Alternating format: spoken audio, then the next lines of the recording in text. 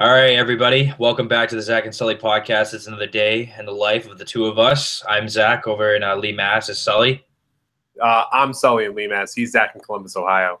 Did I mix that up? Yeah. You just it's whatever. It's been that kind of week. I'm sorry. A lot going on. So yeah, we missed our episode on Monday. So what we're gonna do is we're gonna do a little Friday special, I guess. So a couple things going on. Of course, in the big news in the world is the Kanye West album that was supposed to drop yesterday. I guess it's coming out today. We don't really know. Knowing Kanye, he could push it back another like 3 months and have us waiting. We'll also get to some Matt Forte talk. He parted ways with the Chicago Bears, and then we'll talk a little bit about the NBA Hall of Fame class of 2016, which has Allen Iverson, Shaquille O'Neal, and Yao Ming as some of the guys being suggested. So we'll get a little bit about that. So, all right, first we'll attack Kanye. So Kanye West, So Help Me God, Waves, and now The Life of Pablo. He's changed the album 3 times. So you forgot Swish. I did forget Swish. So this is the 4th name of the album. Yes. How did I forget that one? So yeah, he has a name. The name of the album is Life of Pablo. So he said he was going to drop it yesterday, and he had this whole event at MSG. He was streaming it online on Tidal, though I watched it, a little bit of it, when I went on to Pitchfork. I was able to stream it from there. And he was playing some of the songs. He also debuted some of Young Thug's new songs there too, so it wasn't like an album hearing session, I guess. He was playing other music from other musicians too, as well as tracks from the album. So he had like 12 tracks on there, and now with his like 17, he took some songs off, released some singles, and now they're all going back on. So a lot of hype for this album. So Sully, what do you got? What do you think about this? Well, I actually forgot to tell you about this before we started the show, but did you hear the whole thing with Martin Shkreli? In buying my God. Yeah, I did actually. Yeah, he's offering $10 million just a hit for him to own the music too. Why would anybody want to give him any like any music like that? What, after the situation that's happened with this Wu-Tang ordeal that's going on right now, why would anyone want that piece of shit to get his hands on that music? So I guess what's going on basically is that Shkreli is just being a huge jerk, and he doesn't want the rest of the world to hear the album. And since people are all hyped up about it, he sent a letter, and that letter forces Kanye to take that to his legal team and review it. I guess legally by law. I don't know how true that is, because Kanye also tweeted out that it's coming out later today. And honestly, I can see Kanye just coming out and being like, nope, sorry, don't doing away with your crap. I don't want to deal with it. The album's dropping today. There's no way they would ever do it. But after Shkreli tweeted out that it should delay the album a couple days, Kanye tweeted out that it's going to drop today. And by the way, here's some more tracks. So I don't know. I'm hoping that we still get to hear it today. I'm hoping that jerk doesn't have any influence on art whatsoever, because he's a scumbag. But I don't know. We've seen what he did with the Wu-Tang album. So I understand there's some guys on there that are just like rich, arrogant assholes, and it's funny to listen to and just like laugh at it, like haha, like that rich spoiled little piece of shit. You ever heard of it? It's Lavish, bitch. That guy. No. He's this I don't know what his parents do, but I guess they're like CEOs of some kind of bank in India or whatever. I guess that's the story. Anyways, he's got this Instagram account. He's like flaunting money in front of people. He's talking about this videos of him attaching like $25,000 to a balloon and just letting it go in the sky and like flying it off. So this is the kind of people that obviously exist in the world, and yeah, he gets a lot of followers from it, and it's funny to laugh at. There's actually a video that came out recently of some dude kicking his ass when he got in somebody's face, and it was funny to see this kid get punched. But like Shkreli, this dude Martin Shkreli it's not fun to even watch this. Oh wow, it's funny when you flaunt your money a little bit and get in people's faces and be an asshole about it. Once in a while you look at it, it's oh yeah, that's kind of funny. But the whole situation with Wu-Tang, this is it's just stupid. He's holding the album hostage, and he's just being a complete arrogant asshole about it. Oh yeah, well I got the copy, and now he's threatening to take people off the album.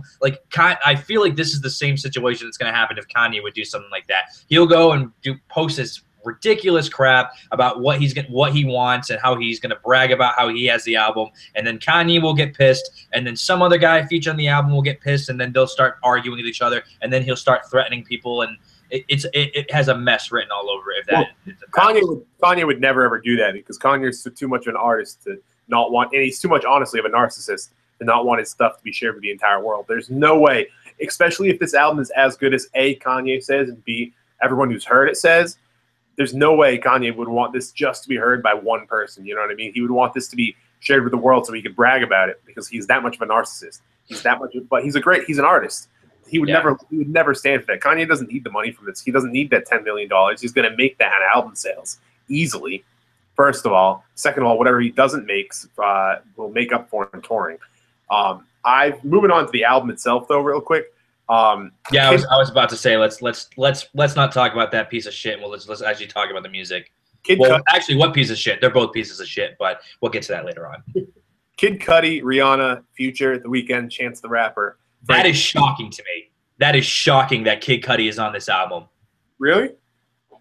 After all the crap that he's put out in the last few years, and it's funny that we bring this up now, because I'm a big fan of The Needle Drop on YouTube. Anthony Fantano, he's a music critic.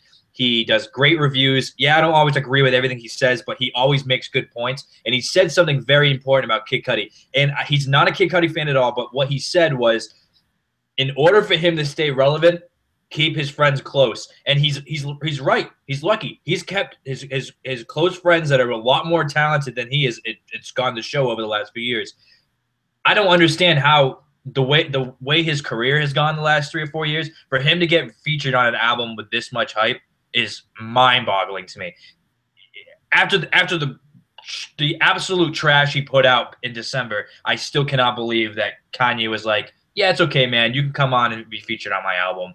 Well, the talent is obviously still there. I think I think Cudi's trying new stuff. I think he's mixing it up. I think he's getting kind of sick and tired of the hip-hop game, and he's not playing a hand, and he tried to do something different, and that something different was punk rock, and it sucked. It was awful. But you know what? What does he care? He has plenty of money. People still went out and bought it. People are still going to go to his shows, and then that's why he sucks, because he has these people telling him that his music is good, and it's not. That his fans are the worst thing that happened to him, because they keep telling him, yeah, Cudi, this is so weird and like indie and alternative. Just keep going. You're so different from everybody else. And it's completely ruining his career, because he's got completely biased people that are telling him that this music is good. And luckily for him, Kanye West was nice enough to give him a shout out and say, hey, you want to come be on the album? Like, we're all buddies. I know your career is going down the crap, so you can come and like be featured on my album. Yeah, I don't think that's exactly the case. I think he's setting it up so when Man on the Moon 3 is released, it's going to be unbelievable. But he wants to stray away from that right now. And also, Cudi's why would you put out a bunch of crap CDs like Speeding Bullet to Heaven? That's not hyping an album up. That's telling everybody and one of your fans that I suck. Yeah, but people still buy it, and they still like it, and it's something he wants to do. People buying the album is the reason why he's in this position, because he's making this crap music, and people keep telling him it's good. Yeah, but that's not on Cudi. That's on the people who are buying their crap. But it is on Cudi, because Cudi's listening to them. I don't know if you're an artist, like, he wants to do something and he goes out and does it. He doesn't listen to the bullshit the record companies. And guess what? Everyone, all right, maybe his fans are telling him that record's good, but like, stuff isn't being picked up like it was back in the day when Day and Night was on, or Man on the Moon 1, all that crap was coming out. It's not being picked up. People don't recognize it, so he knows it's not that good. He's doing stuff because he wants to do it, and he's doing it. I know he knows it's not that good. It's because he canceled the entire tour for the album. Did he really? That's what I think. My brother told me that he's not doing any shows for the album. He knows this is crap. He knows it sucks. He just came to Boston a couple days ago, and he was in New York City yesterday. Hopefully he's not playing anything with that album. But enough about Cudi. Let's move on. So he's on the second song of the album, Father Stretch My Hands. And then there's a part 2. He's also on that too. Same people, I guess. Him and Designer, I guess. I don't know. I haven't ever heard of whoever they are. Famous, featuring Rihanna. That's obviously going to get the Rihanna people listening a little bit to that song. I know a lot of people who weren't a huge fan of her new album, which is it's interesting because she took 4 years to release an album, and all I really listened from the album was the Tame Impala cover that she did of New Person, Same Old Mistakes, which was, did you know that? I did not know that. It's the same exact song. It's just her singing over it, which I know a lot of people think is very uncreative and like not artistic, but I'm a big Tame Impala fan, so I thought it was kind of cool that she actually like did this kind of like cover. I guess I think it was more of a tribute more than a cover itself. So I still think it's kind of cool that she does listen to this stuff on her own. All right, I want to talk about this too. Track number 7 is Highlights with Young Thug. What's your opinion on Young Thug? What do you think about him? I don't know. I'm not into that really. I don't really like him or Future. I think he's I just can't stand his voice on like after a while. There's some songs that like I can tolerate on. I know he was featured on Jamie XX's in Color, I think in Color, I think was his album. That was pretty good. He was on the song Good Times, which was that was a good song. And other than that though, I mean, he's known for like having these lyrics that people make fun of him on Vine for, like that song "Lifestyle" by was it Rich Gang? I think that he was featured in. He was like living like like you know. I don't know. Like, are those rap skills good enough to get on a Kanye West album? I guess so. I think Kanye's just kind of reaching out to people that are hot at the moment. So that's like when he had Chief Keef on Yeezus, and we haven't really heard much from him since then. So yeah. Track number 10, FML, Fuck My Life, featuring The Weeknd. Yeah, I mean, The Weeknd can't do anything wrong at this point, and I've been a Weeknd fan since day one. So since Kidland. AKA the worst album cover of all time. Well, I don't know what's on it. It's just I don't know. It's just weird. It's just like The Weeknd, and he's just kind of like standing like that, and it's just I don't know. It's really generic. I know me and my brother crack up every time we see it. We thought it was funny, but I'm looking forward to hearing that song. I don't listen to Ty Dolla $ign at all. He's on this song called Real Friends. That's track number 11. Do you listen to his music? Do you know anything about him? Not in the slightest. Oh man. Luckily, we don't have a crowd right now because if people would be like crabbing on us right now for like just all this stuff we're saying. All right, this is what I'm excited for. Track number 12, Wolves. Frank is back. We couldn't find him, but Kanye West could, and Frank Ocean is featured on this track along with Sia. Is that her name? Okay. Yeah, she's on there too. Vic Mensa. I've never heard. I don't know. Have you heard of Vic Mensa? Yeah.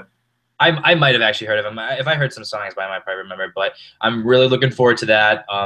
Then there's a couple songs with Kanye just himself. Silver Surfer, Intermission, 30 Hours. Okay, track number 15. I was pissed when I saw the original track listing that it wasn't on the album. Now it's back on the album, and it's No Parties in LA, and that song is great. Featuring Kendrick. I mean, I think Kendrick Lamar is the best rapper in the world right now. I don't think anyone is on his level rap-wise, lyric-wise, production-wise. Everything about Kendrick Lamar is fantastic. I thought that was mandatory of Kanye to get him on the album, considering those two can draw in a huge crowd.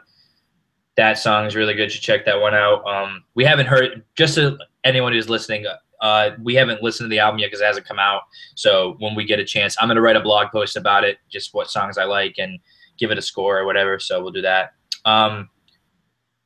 Track number 16, Facts. 17 is Fade, featuring Post Malone and Ty Dolla $ign again. That's going to be good. I'm a fan of Post Malone. So got that going on, and that's it. That's the final song on the album, Fade. So, but yeah, I'm excited for it. It's a Kanye album, you know. Production wise, it should be good. I think that I was just worried at first because he did so many changes like last minute. And he's changed the album title 4 times in the last year, 3 in the last like month and a half, 2 months. But I think this is if he's talking about going back to old roots and then incorporating a little bit of new stuff, I'm excited to see what he has to bring to the table. I just hope it's not like a Future or a Young Thug sounding album. Like I'm so sick of that crap. Like I don't take Future fans seriously anymore. I just don't.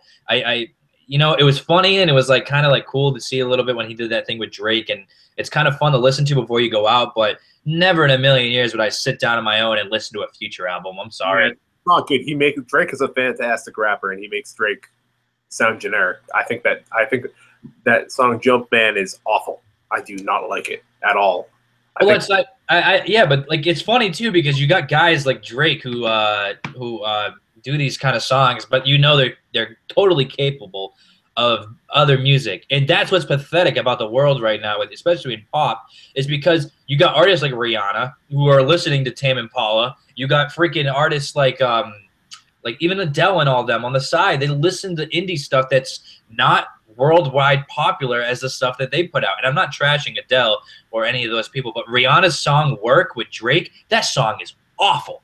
It is so repetitive. It is so annoying, but that's what gets people to buy the music now. That's all it takes. You can write a 2-word hook of saying the same thing over and over and over again, and it will sell, and it will get to the top of the charts. Which is why I have respect for Justin Bieber right now, because he was able to generate 3 pop songs in the top 5 that don't have an annoying hook. He writes good lyrics. He's got a catchy chorus. He got the right people, like great sound mixers to get the nice like beats going. So I got a lot of respect for that. So that's all I got to say about the album. Any other thoughts you have? That song "Love Yourself" by Bieber, fuego. Yeah, I can't wait to see this because he's 21, going on 22, I think, and he's got so much musical future ahead of him. I'm excited to see what he's gonna do. I definitely see him getting interested in some different other elements. But yeah, we'll see. Enough of that. We got a little off track there, but I just kind of wanted just to put it out there that I think Kanye's new album it should live up to be a good. I mean, Kanye's never really disappointed. I know I was not a big fan of 808s and Heartbreaks, but I know I'll go back to the album and listen to a couple songs from it. I know the big Kanye fans think it's one of the most underrated ones. But yeah, paved the road for that whole auto-tune generation that only T-Pain was using, and then Kanye uses it, and artists are still using it today. So that's why it's so underrated. I heard a bunch of it at the Tidal conference that they had at MSG when they were streaming it. I heard a bunch of those sounds come from the album. So at some point it's going to come out. We will find out. Hopefully it's tonight, and I'll get that review up as possible for all of you. So, all right, enough of the Kanye stuff. So moving on a little bit, talk a little briefly about Matt Forte and other things. So Matt Forte, 30 years old, running back for the Bears. They're not re-signing him. They informed him that they don't want to bring him back to Chicago. He's 30 years old. He ran for over 8,000 yards and had 64 touchdowns, not to mention he was a great receiving back. So I know as a Packer fan, it's a sigh of relief to have him out of the division. He was a fantastic player in a good way. I'm not saying that he was a bad person. He would play great against Green Bay. So it's good to, like, who knows where he's going to go next. I mean, I don't see him going to Detroit. He sure as hell is not going to go to Minnesota, so I don't think he'd be playing in the NFC North. Wouldn't mind seeing him as a Green Bay Packer, though, I'll tell you that. But, yeah, so, Sully, got any thoughts on Forte? You think he gets picked up by Bill Belichick? Because that is a very Belichick move. That would not surprise me. I feel like if you're looking at teams that need running backs bad right now, but well, I mean, like, you're thinking about LeGarrette Blount and Deion Lewis. I mean, you got 2 running backs there. Blount is terrible. Yeah, I guess, but he's a power back. Even then, like, you got guys like Deion Lewis can. He could be a great receiving back too. He's like a lot like Forte. He just hasn't proven himself in the league like Forte has. No, Deion Lewis is fantastic when he's healthy. He just signed that big extension, so I don't see him going anywhere. I think Forte, give him a year, see if he can prove himself, kind of see where you can do with that. That's what I think Belichick would do. Now, I don't really know if they'll do that, and he's not going to be cheap. He's not going to come cheap, and I don't know if they can take that kind of cap hit, especially when they need help on the offensive line. Please. Otherwise, Brady's going to be on his ass more often than he was this past year. But I don't know. I can see Belichick making a move. What team do you think, like, Matt Forte is not going to go to one? I don't think he's going to want to go for money, though. Like, he's 30 years old. He played in Chicago. Chicago's been absolute trash the last couple of years. I think he's going to want to go somewhere where he can win. So I think so too, but there's a price that comes with him, and he can take a hometown discount or a winner's town discount, but that only goes to a certain extent. You still have your market value, and you still have what you're worth. And guys, A, aren't willing to go much lower than that, and B, even if they are, their agents don't let them, because that sets the market for everyone. Well, who do you think would be a great fit for Forte? Picked up on Chip Kelly. San Fran's got Carlos Hyde, though. Carlos Hyde's been played pretty well for San Fran. You know what a team I think could really pick up a guy like Forte? The Dallas Cowboys. All right.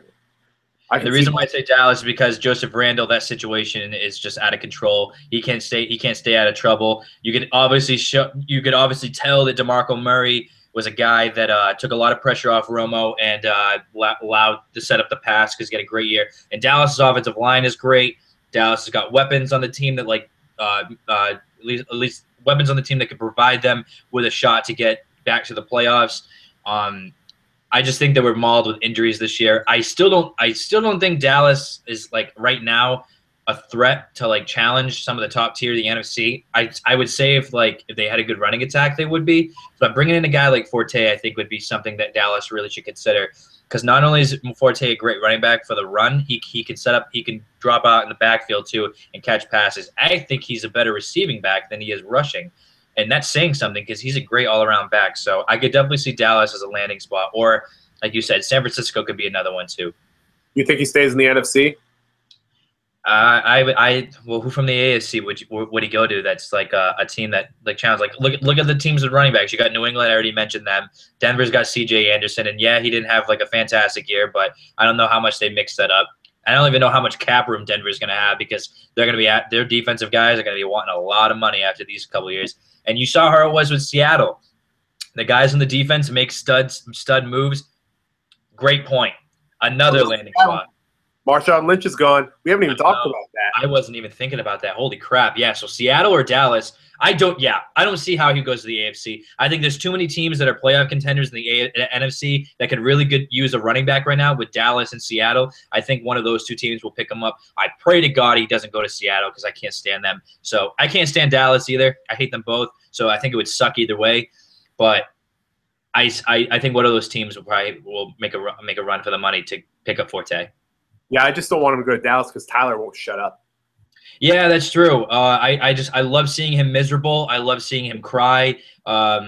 It's great. I just love it. I love like when your friends are so cocky, like their team sucks and they just can't say anything about it. And that's why this season was great because Dallas was terrible and he just cried all year about how Des Bryant caught the ball 2 years ago in Green Bay. So that's all he could really say. So. Well, hopefully for your sake, man, you get him. But moving on real quick to basketball. Yep. Yao Ming, Shaq, AI, all up for the Hall of Fame. Who gets in? Well, Shaquille O'Neal absolutely should be in the Hall of Fame. Allen Iverson absolutely should be in the Hall of Fame. I'm looking at Yao Ming's stats, and yeah, he's been in eight NBA All-Star games, but he was so injury prone. He didn't really like.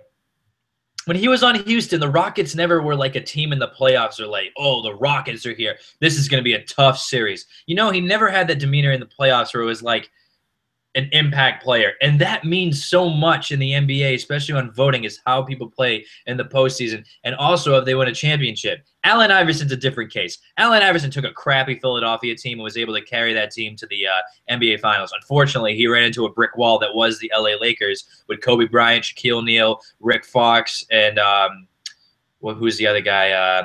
Robert Horry. Robert Horry. That was the guy I'm trying to think who made the three. So they ran into great teams.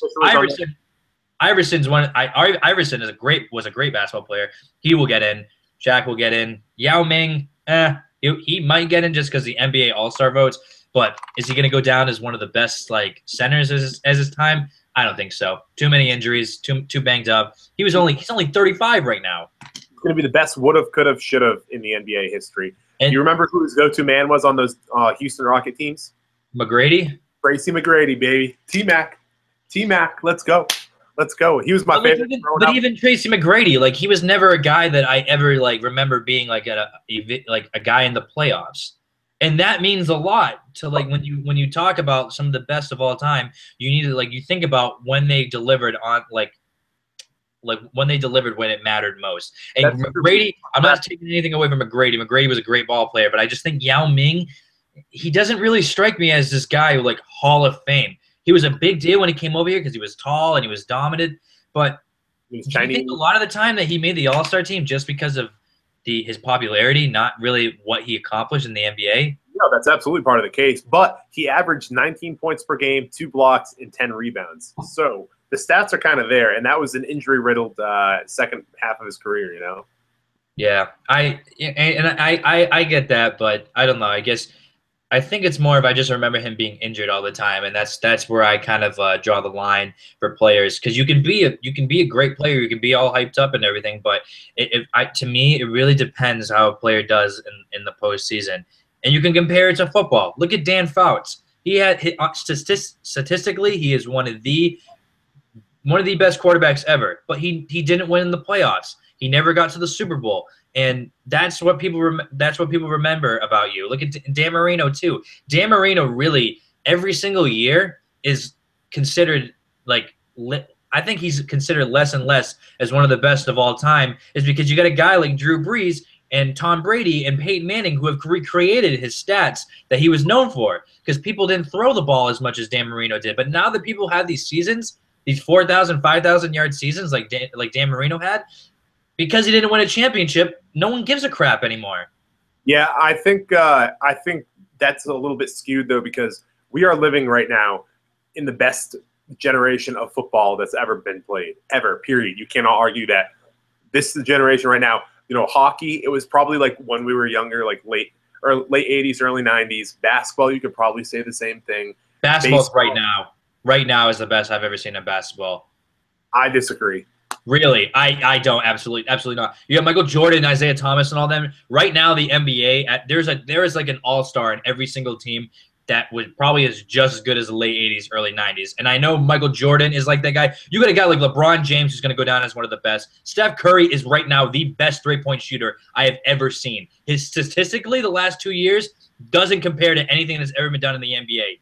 He's crushed everyone's record from in history already. Yeah, but we'll see if he can keep it up. We don't know how much longevity he has. We'll see. Like the jury is still out on Steph Curry.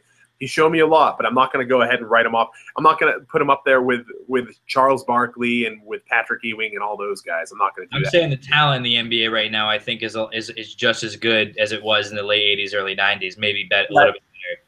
I think you go head to head. You take the NBA All-Star team right now or the NBA Olympic team, the best of the best, and you put them head to head with that dream team. I think there's no way they do well because the game is completely different. It's easier to draw fouls now. It's not as hard of a game, the NBA, than it was 20 years ago. That's what I think. I don't know, man. I really think that you could make a run for the money. That team, that '92 Dream Team, there were a bunch of guys who were at the end of their careers at that time too. You take these guys right now, they're playing. I don't know. I think I think it's a tough debate because I think there are a lot of the guys in the NBA right now. The shooting, like the shooting on Golden State is so insanely good that they don't really have much height on that team, and they still kill everybody off shooting. I don't know, man. I just think you add a little bit of physicality to their game. You deny any chance of them going inside. You don't let Iguodala go inside. They don't need to go inside. They shoot from the outside the perimeter all the time. They don't need a big man on that squad. Yeah, I don't know. They're improving it. Dude, the game is changing dramatically to the point where, like, the center really isn't even a position anymore. Yeah, no, you're completely right. It has completely evolved, but guys are still showing that the big man isn't dead. Like Porzingis, I think, is going to come along and he's going to show that the position of the big man isn't dead. I think there's because Porzingis can shoot threes too. Yeah, I guess that's true. Ben Simmons is going to come along next year or the year after that. I don't know. I'm the last few games I've seen out of Ben Simmons, I'm a little worried now. He's a fantastic athlete. He's going to get better. He's young, but I don't know. He's not playing nearly as the competition isn't good, so he's not getting any better right now. He is not, and I think that once he starts playing NBA competition, I think he's going to be a whole nother animal. So yeah, we'll see. Debates up in the discussion. So I got a couple other things before we wrap up and go into final thoughts, just to make sure. The NBA All-Star Weekend is this weekend in Toronto. I got a nice drinking game for all of you back at home. Every time that the camera shows Drake this weekend at the All-Star game, you take a shot. They know. I'm serious. Yeah, he's going to be plastered all over everyone's wall. I don't know. I like Drake. But he's not even performing at the halftime show. They got Sting instead of Drake. That makes no sense to me. That's real weird. I don't know. No one's gonna watch that. I mean, I like Sting, but come on, this is the NBA All-Star Weekend in Toronto. You got the biggest artist, probably one of the biggest artists in the world right now, in Drake, and you would even have him perform at your All-Star game in his hometown. Doesn't make sense. All right, Sully, throw something at me. What do you got for final thoughts? Anything? Ooh, the Bees. I'm not going to go with the Bees again, but they did have a big win last night. What did they play? They played. They beat up on the Winnipeg Jets. Who Oh, yeah, actually they played Winnipeg. Yeah. Final thought. I didn't come prepared for this. Do you have anything? Well, I mean, I always usually throw out some college football stuff.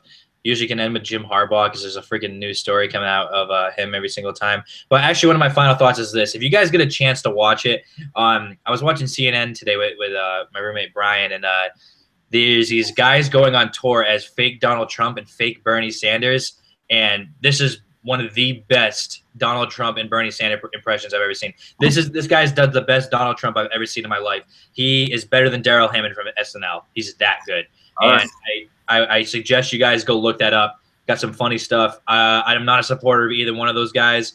Though I will admit this, Bernie Sanders had a great debate last night at the Democratic Party. I'd rather have him get the nod instead of Hillary, so we'll go with that.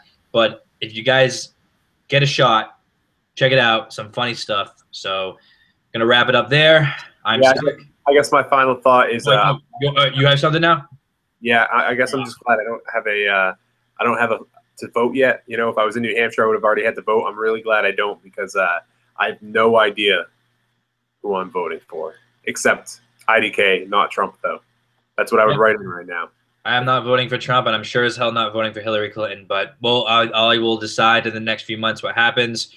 But yeah, that's another story for another day. So, well, we'll finish up another episode here. Make sure to check out Kanye's new album. Tell me if you like it or hate it. One more thing real quick. If you get The Atlantic, there's an awesome article in there about this guy who's completely revolutionizing the way Americans coach the game of soccer to young kids. And go check it out. It's real good. It's in this week's issue of The Atlantic. It kind of talks about what coaches are doing wrong and how the games become too structured and kids play too many games and how you need to just let them throw a ball out there and just let them play, which I know is the argument for a lot of things right now, but it's pretty good. Go take a read of it. It's awesome. Sounds great. All right, well, I'm Zach. I'm Sully. Peace. Take it easy, everyone.